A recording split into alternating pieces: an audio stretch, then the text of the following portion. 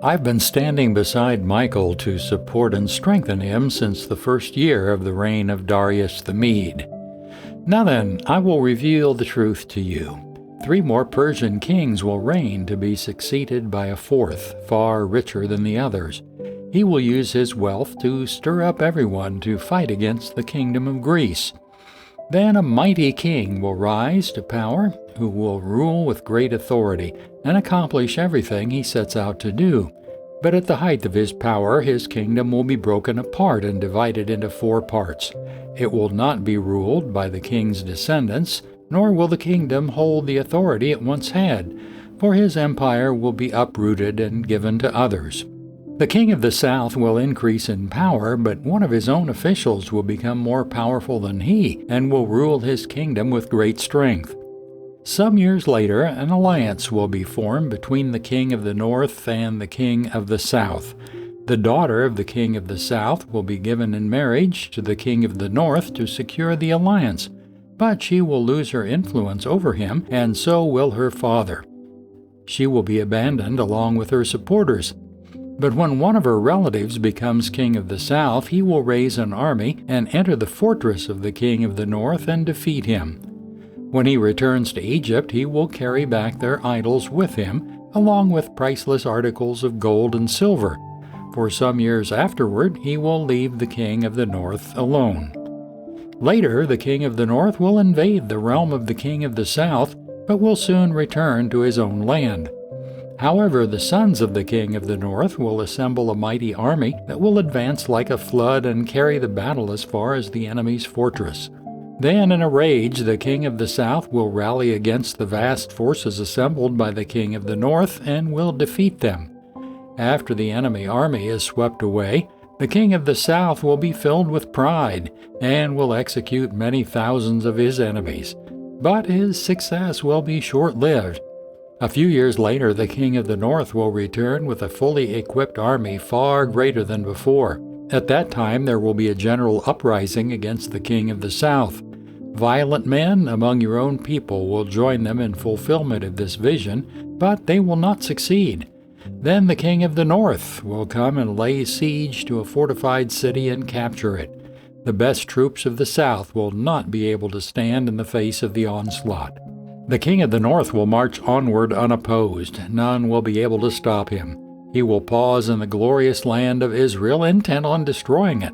He will make plans to come with the might of his entire kingdom and will form an alliance with the king of the south.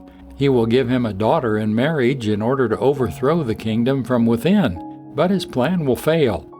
After this, he will turn his attention to the coastland and conquer many cities. But a commander from another land will put an end to his insolence and cause him to retreat in shame.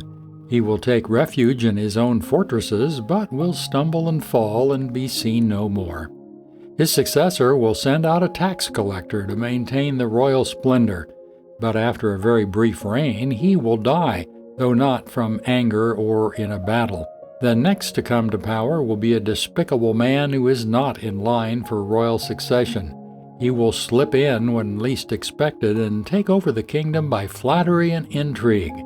Before him, great armies will be swept away, including a covenant prince. With deceitful promises, he will make various alliances. He will become strong despite having only a handful of followers. Without warning, he will enter the richest areas of the land. Then he will distribute among his followers the plunder and wealth of the rich, something his predecessors had never done. He will plot the overthrow of strongholds, but this will last for only a short while. Then he will stir up his courage and raise a great army against the king of the south. The king of the south will go to battle with a mighty army, but to no avail, for there will be plots against him. His own household will cause his downfall. His army will be swept away, and many will be killed. Seeking nothing but each other's harm, these kings will plot against each other at the conference table, attempting to deceive each other. But it will make no difference, for the end will come at the appointed time. The king of the north will then return home with great riches. On the way, he will set himself up against the people of the Holy Covenant, doing much damage before continuing his journey. Then at the appointed time he will once again invade the south. But this time the result will be different, for warships from western coastlands will scare him off, and he will withdraw and return home. But he will vent his anger against the people of the Holy Covenant and reward those who forsake the covenant. His army will take over the temple fortress, pollute the sanctuary, put a stop to the daily sacrifices, and set up the sacrilegious object that causes desecration. He will flatter and win over those who have violated the covenant, but the people who know their God will be strong and will resist him. Wise leaders will give instruction to many, but these teachers will die by fire and sword, or they will be jailed and robbed. During these persecutions, little help will arrive, and many who join them will not be sincere, and some of the wise will fall victim to this persecution. In this way they will be refined and cleansed and made pure until the time of the end, for the appointed time is still to come. The king will do as he pleases, exalting himself and claiming to be greater than every god, even blaspheming the God of gods.